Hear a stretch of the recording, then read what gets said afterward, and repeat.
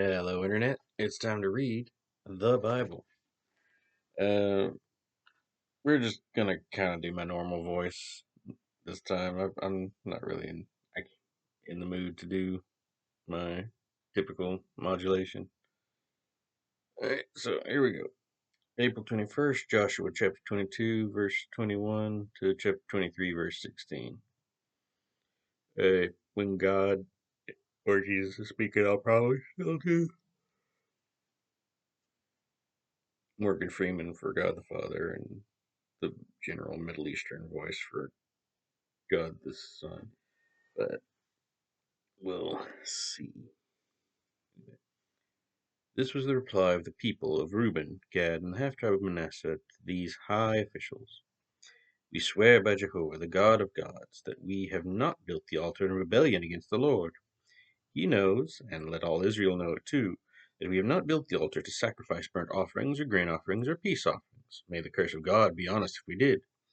We have done it because we love the Lord, and because we fear that in the future your children will say to ours, What right do you have to worship the Lord God of Israel? The Lord has placed the Jordan River as a barrier between our people and your people. You have no part in the Lord, and your children may make our children stop worshiping him. So we decided to build the altar as a symbol to show our children and your children that we too may worship the Lord with our burnt offerings and peace offerings and sacrifices, and your children will not be able to say to ours, You have no part in the Lord our God. If they say this, our children can reply, Look at the altar of the Lord which our fathers made, patterned after the altar of Jehovah. It is not for burnt offerings or sacrifices, but a symbol of the relationship with God that both of us have. Far be it from us to turn away from the Lord, or to rebel against him by building our own altar for burnt offerings, grain offerings, or sacrifices. Only the altar in front of the tabernacle may be used for that. When Phinehas the priest and the high officials heard this from the tribes of Reuben, Gad, and Manasseh, they were very happy. Phinehas replied to them, Today we know that the Lord is among us, because you have not sinned against the Lord as we thought. Instead, you have saved us from destruction. Then Phinehas and the 10 ambassadors went back to the people of Israel and told them what had happened. And Israel rejoiced and praised God, and spoke no more of war against Reuben and Gad.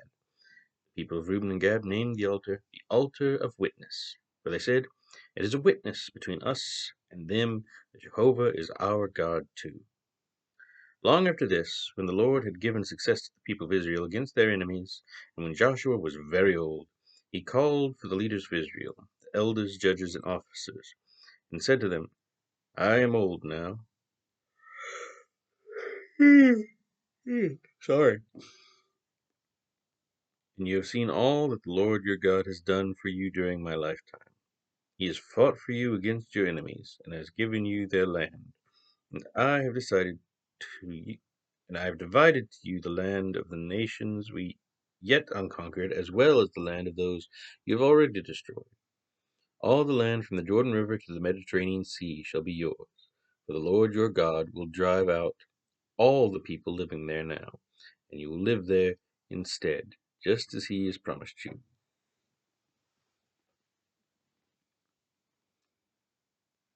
But be very sure to follow all the instructions written in the book of the laws of Moses. Do not deviate from them the least little bit.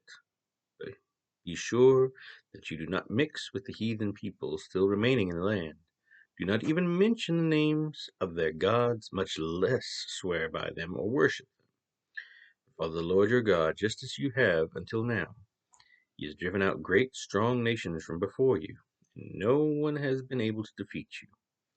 Each one of you has put to flight 1,000 of the enemy. For the Lord your God fights for you, just as he has promised. So be very careful to keep on loving him. If you don't, and if you begin to intermarry with the nations around you, then know for certainty that the Lord your God will no longer chase those nations from your land. Instead, it will be a snare and a trap to you, a pain in your side, a thorn in your eyes, and you will disappear from this good land which the Lord your God has given you. That's what we call foreshadowing, people. Anyway, soon I will be going the way of all the earth. I am going to die. You know very well that God's promises to you have all come true, but certainly as the Lord has given you the good things he promised, just as certainly he will bring evil upon you if you disobey. For if you worship other gods, he will completely wipe you out from this good land which the Lord has given you. His anger will rise hot against you, and you will quickly perish. Moving on to Luke chapter 20, verses 27 through 47.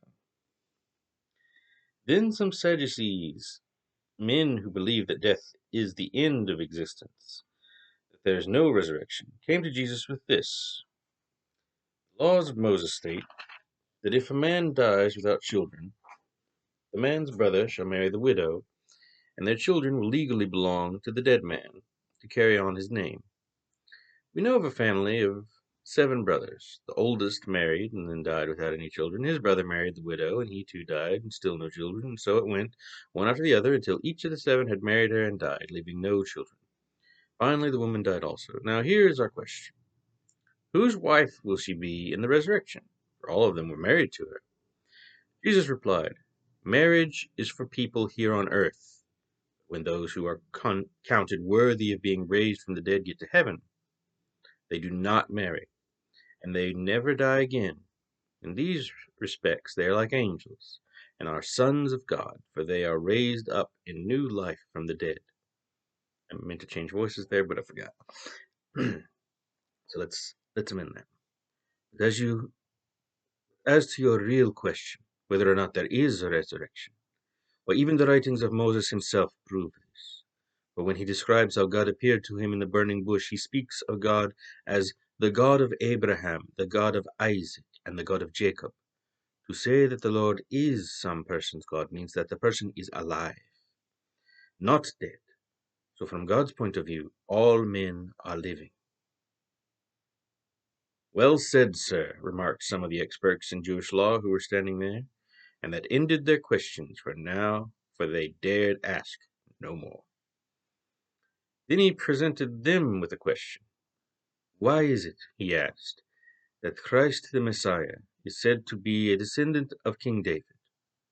For David himself wrote in the book of Psalms, God said to my Lord, the Messiah, sit at my right hand until I place your enemies beneath your feet. How can the Messiah be both David's son and David's God at the same time? Then, with the crowds listening, he turned to his disciples and said, Beware of these experts in religion, for they love to parade in dignified robes and to be bowed to by people as they walk along the street, and how they love the seats of honor in the synagogues and at religious festivals. But even while they are praying long prayers with great outward piety, they are planning schemes to cheat widows out of their prosperity. Therefore, God's heaviest sentence awaits these men. Moving on to Psalms chapter 89, verse 14 through 37. Your throne is founded on 2 strong pillars. The one is justice, and the other righteousness. Mercy and truth walk before you as your attendants. Blessed are those who hear the joyful blast of the trumpet, for they shall walk in the light of your presence. They rejoice all day long in your wonderful reputation and in your perfect righteousness. You are their strength. What glory! Our power is based on your favor. Yes, our protection is from the Lord himself, and he, the Holy One of Israel, has given us our King. In a vision you spoke to your prophet and said, I have chosen a splendid young man from the common people to be the king. He is my servant, David. I have anointed him with my holy oil. I will steady him and make him strong. His enemies shall not outwit him, nor shall the wicked overpower him. I will beat down his adversaries before him and destroy those who hate him. I will protect and bless him constantly and surround him with my love. He will be as great because of me. He will hold sway from the Euphrates River to the Mediterranean Sea, and he will cry to me, You are my Father, my God, and the rock of my salvation. I misphrased that a little bit. And my rock of salvation. Same thing, just I'm trying to quote directly. Anyway, moving on. I will treat him as my firstborn son. and make him the mightiest king in all the earth. I will love him forever, be kind to him always. My covenant with him will never end. He will always have an heir. His throne will be as endless as the days of heaven. If his children forsake my laws and don't obey them, then I will punish them. But I will never completely take away my loving kindness from them, nor let my promise fail.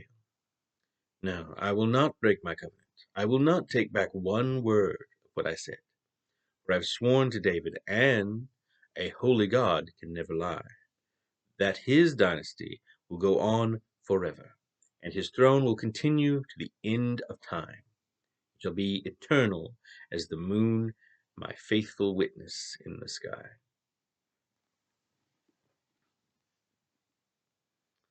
Finally, we have Proverbs chapter 13, verses 17 through 19.